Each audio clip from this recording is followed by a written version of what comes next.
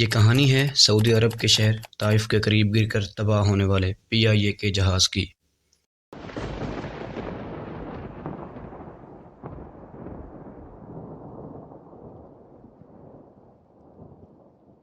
30 نومبر 1970 کا دن تھا۔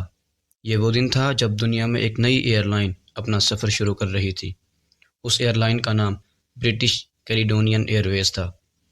یہ برطانیہ کی ایک پرائیویٹ ایئر لائن تھی۔ اس ایئر لائن کے پاس ایک ایسا جہاز تھا جس نے 30 جولائی 1970 کو پہلی بار اڑان بھری تھی۔ 1970 سے 1972 تک یہ جہاز برٹش کیلیڈونین ایئر ویز کے نام سے چلتا رہا، لیکن 30 ستمبر 1972 کو یہ جہاز PIA کے پاس پہنچا۔ جہاز پر رنگ و روغن کرنے کے بعد اس پر لکھا برٹش کیلیڈونین ایئر ویز ہٹا کر PIA لکھ دیا گیا۔ اگلے 7 سال تک یہ جہاز مسافروں کو ان کی منزل تک پہنچاتا رہا۔ اس دوران جہاز نے 30,000 سے زیادہ گھنٹوں تک ہوا میں پرواز کی، لیکن اب اس جہاز کا آخری وقت آ چکا تھا۔ دن تھا 25 نومبر 1979۔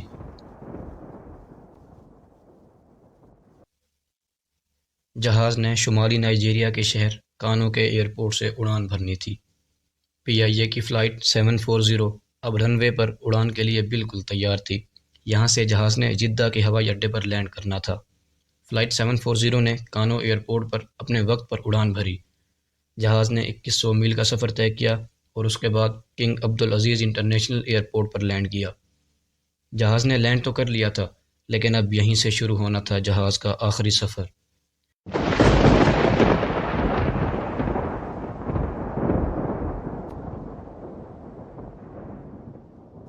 جہاز میں 145 مسافروں کو سوار کیا گیا، جن میں سے 110 لوگ وہ تھے جو حج کرنے کے بعد پاکستان واپس جا رہے تھے۔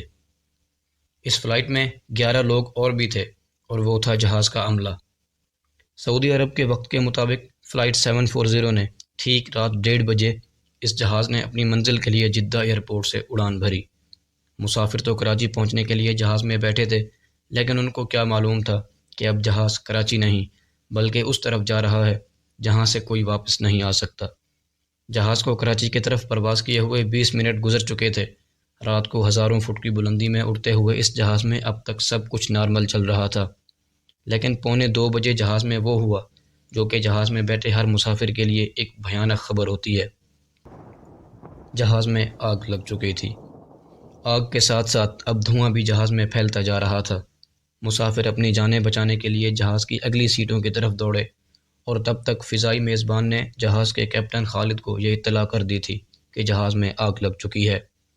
اس ہنگامی صورتحال میں جہاز کے کیپٹن نے ATC سے رابطہ کیا۔ جہاز جو کہ 30,000 فٹ کی بلندی پر پرواز کر رہا تھا، ایئر ٹریفک کنٹرولر نے اس جہاز کو 4,000 فٹ کی بلندی پر لانے کی ہدایت کی۔ جہاز کے مسافروں کی زندگی میں آخری بار رات کے 2 بجے کا وقت تھا۔ اس وقت تک آگ بے قابو ہو چکی تھی اور دھواں کاکپٹ میں بیٹھے کیپٹن خالد تک بھی پہنچ چکا تھا۔